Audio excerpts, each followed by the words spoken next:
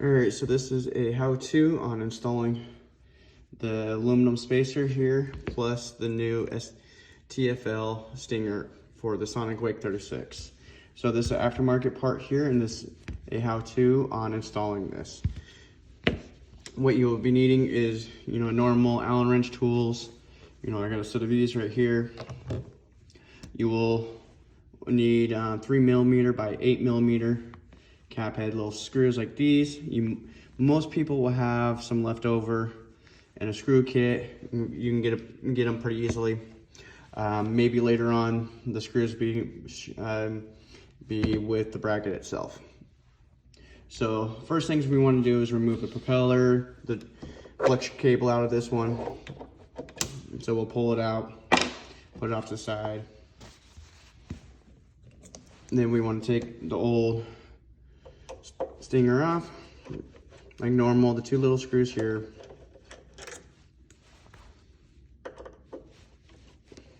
We'll take them out and we'll save them, we'll reuse them. So once the woolen comes off like that, two screws, very simple.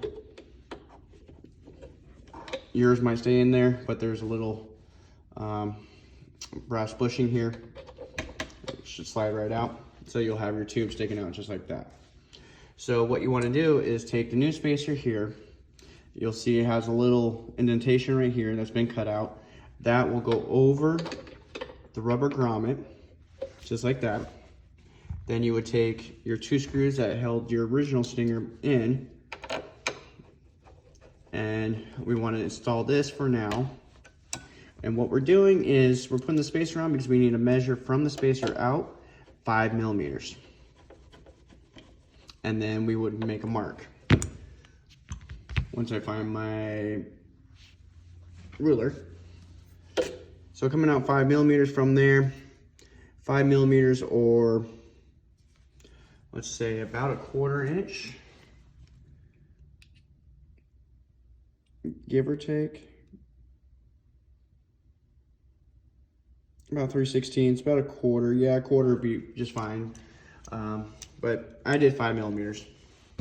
So what you could do is measure out from here, from your spacer, mark 5mm, and then make some type of mark from there. From there, we would take this thing back off.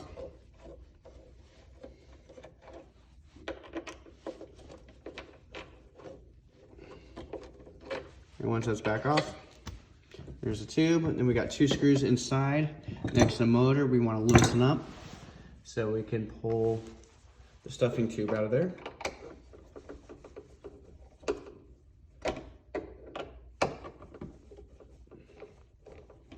This rubber grommet will stay in the boat.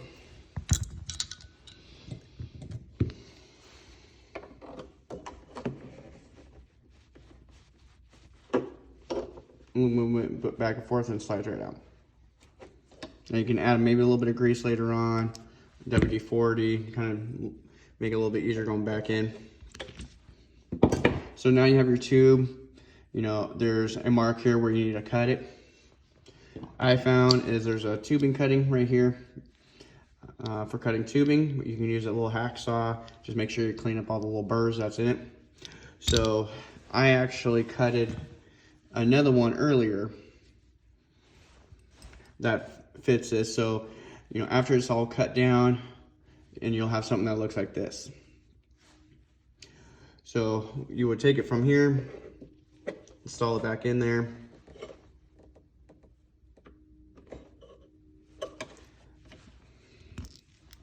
Just looking like that so far.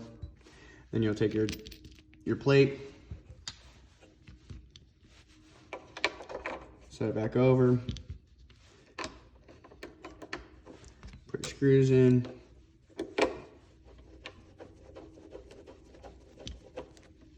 just like that.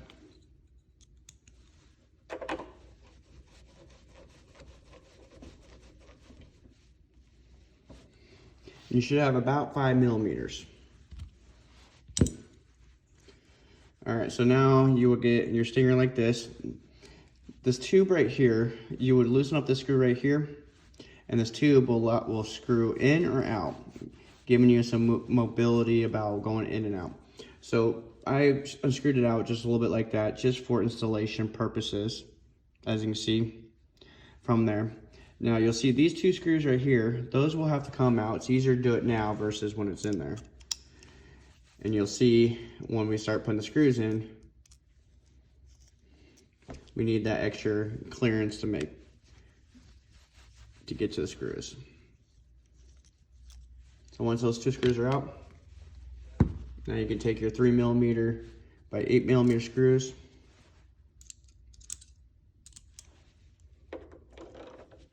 right into the plate, and then screw it in.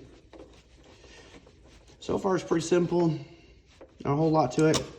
A lot better than trying to drill and do all kinds of weird stuff to make this work.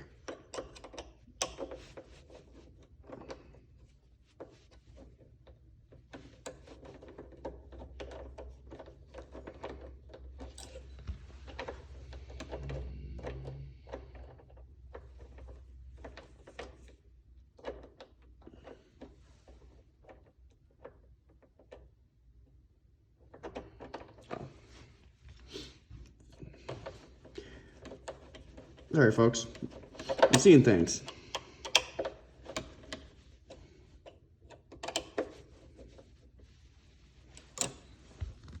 So we got those two more to go. All right, I'm back. Excuse a little break. So now I got all 4 of the screws in there now. The plate is on, and now we just got to put those 2 little screws back in that we took out a little bit earlier.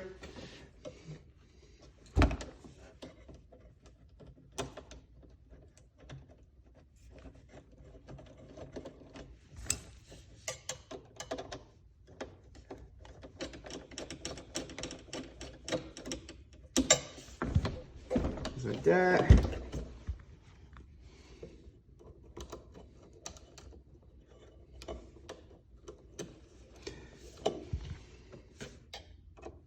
Those 2 little screws got to come out so we can have clearance to put the 3mm by 8mm screws in there. Don't worry, if you got to pull them out, you got to pull them out. I've done it a couple times already. I'm starting to learn now. So now we have it on. We got the stinger on here. As you can see, we're bolted, we're good to go from there. There's no drilling, nothing else required. The other thing that is required with this, the stock cable, you might be able to get to work. You may have to move the motor forward all the way and then possibly move the drive dog forward back a little bit more to allow a little bit more clearance for the flex cable. It is recommended to run a little bit longer flex cable with this because of the changing of the stinger, because of all the changes. It allows you to get your gapping just right. You know, to backtrack, sorry, the tube that we unscrewed out before, now we want to screw it back in until it pretty much stops.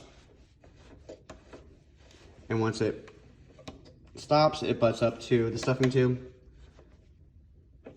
And then we would tighten down that little screw. So the cable that we're going with this one here is a 248mm cable, 250mm or 9 3/4 flex cable here. It gives it enough room to where we still have our good gap there. We got a good gap on the motor. We're not having to do any modifications to the cable, like trying to move it forward, move this drive dog forward more, shorten this down, and really trying to manipulate the stock cable. Best just to replace it. It'd be better off. And plus you can get a heavy duty one and get something a little bit stronger anyway. So now we got the cable here. So it's simple. You know, we put the cable back in.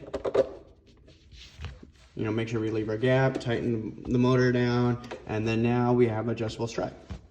So thanks for watching. This is kind of the how-to of installing one of these.